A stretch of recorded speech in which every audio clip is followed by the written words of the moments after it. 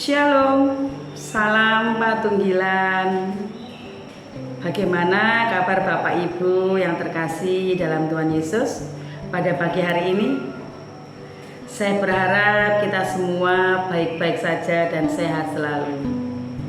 Bapak Ibu yang terkasih dalam Tuhan Yesus, sebelum kita melakukan aktivitas pada hari ini, mari kita sama-sama merenungkan apa yang menjadi sabda Tuhan dalam kehidupan kita pada hari ini 15 November.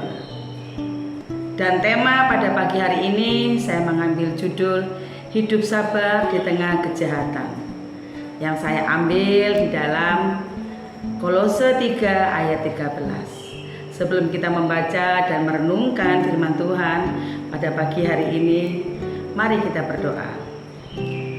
Allah Bapa di dalam surga, puji syukur kami panjatkan di hadapan-Mu. Selamat pagi ya Tuhan. Pada pagi hari ini kami sedikit akan membaca dan merenungkan firman-Mu. Hadirlah di tengah-tengah kami pada pagi hari ini ya Tuhan, supaya kami memahami apa menjadi firman-Mu pada pagi hari ini. Dan jadikanlah kami lilin terang-Mu. Bersabdalah ya Tuhan, kami anak-anak-Mu siap mendengarkan. Amin. Bapak Ibu, mari kita sama-sama membuka Alkitab kita di dalam Kolose 3 ayat 13 yang berbunyi demikian. Sabarlah kamu seorang terhadap yang lain, dan ampunilah seorang akan yang lain apabila yang seorang menaruh dendam terhadap yang lain, sama seperti Tuhan telah mengampuni kamu. Kamu berbuatlah juga demikian. Bapak Ibu yang terkasih di dalam Tuhan Yesus, di dalam bacaan ini kita sekarang banyak melihat di mana zaman sekarang ini banyak sekali orang yang susah dan sulit untuk bisa menjadi sabar. Dan kita untuk menemukan orang yang sabar itu sangat sulit sekali. Di dalam permasalahan yang kita hadapi atau ketika kita menghadapi pergumulan, atau kita menghadapi dalam orang yang ingin menyakiti kita, orang yang ingin menjatuhkan kita, orang yang berbuat jahat kepada kita, kita dituntut untuk bisa menjadi sabar. Ada orang bilang berkatakan, wong sabarku enak kan, sabarku nak batase. Nah, ada istilah semacam itu. Memang orang sabar itu ada batasnya.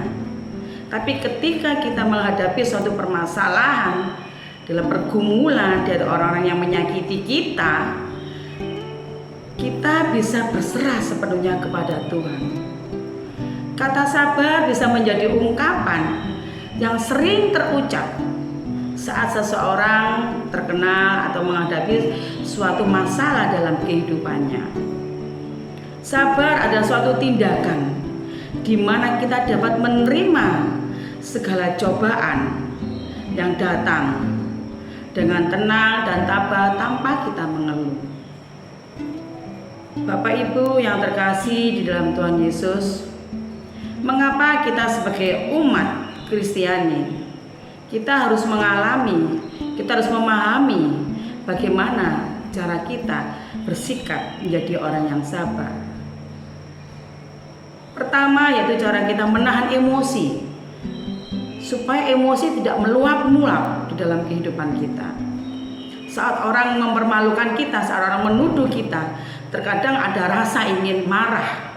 Tapi di sini kita tuntut untuk menjadi lebih sabar. Kesabaran ini mempunyai tujuan, yaitu salah satu kita menghindar dari hal-hal yang tidak diinginkan. Kalau kita emosi, maka akan terjadi pertengkaran. Nah, ini yang harus kita menghindar. Seperti permasalahan pertikaian yang lebih rumit lagi kalau kita ingin dijatuhkan di dalam suatu pekerjaan. Ada juga, kita pun juga dituntut sabar. Orang yang memfitnah kita, orang yang menyakiti kita, kita dituntut sabar. Masih ingat saat kemarin Minggu Bu Penti menjelaskan tentang Nabi Ayub, sabar. Semua orang menyakiti, semua orang membuat hatinya sakit, tapi Ayub tetap bersabar. Bapak Ibu yang terkasih di dalam Tuhan, ada banyak cara yang dapat melatih kita untuk menjadi sabar. Salah satunya di antara kita sering membaca firman Tuhan. Kita sering membaca kata-kata bijak supaya pikiran kita fresh, tidak gampang meluap ataupun emosi. Kesabaran adalah ketenangan hati di dalam kita menghadapi salah satu cobaan.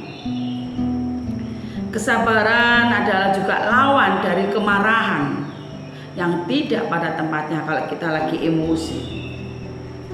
Kita mendapat omongan, emosi muntah. Nah, tapi kita sing sare, sing sabar. Ya, karena pembalasan itu bukan haknya kita, tapi pembalasan adalah haknya Tuhan. Bapak Ibu yang terkasih di dalam Tuhan, saat kemarahan melonjak dalam kehidupan kita di sini, kita harus benar-benar mampu menahan diri kita.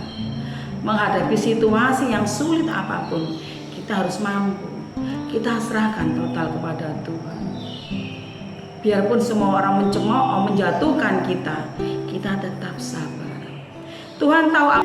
Bapak Ibu yang terkasih di dalam Tuhan Yesus, sabar merupakan kemampuan seseorang dalam mengendalikan diri. Semakin tinggi kesabaran seseorang, semakin kuat pula mental seseorang dalam menghadapi masalah. Kesabaran juga merupakan salah satu bentuk tindakan. Kita berserah sepenuhnya kepada Tuhan. Bukan kita membalas kejahatan dengan kejahatan, tapi kita serahkan semuanya kepada Tuhan. Mari kita tetap bersabar di dalam hal apapun. Bapak Ibu yang terkasih, sudahkah kita menjadi orang Kristen yang mampu untuk bersabar dan merendahkan diri? Mari kita berdoa.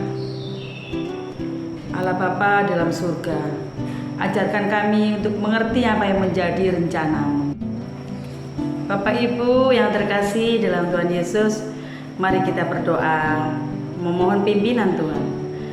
Puji syukur kami panjatkan di hadapan-Mu ya Bapa atas segala berkat, rahmat dan kasih karunia-Mu. Bapa, ajarkan kami untuk mengasihi satu dengan yang lain dan bersabar satu dengan yang lain. Ajarkan kami untuk bisa merendahkan diri di hadapan-Mu. Mampukan kami menyerahkan semua permasalahan pergumulan dalam kehidupan kami, supaya kami bisa sabar memahami akan kasih karunia-Mu. Terima kasih ya Tuhan, hanya dalam nama Putra-Mu yang tunggal, Yesus Kristus, Juru hidup kami sejati. Haleluya, amin.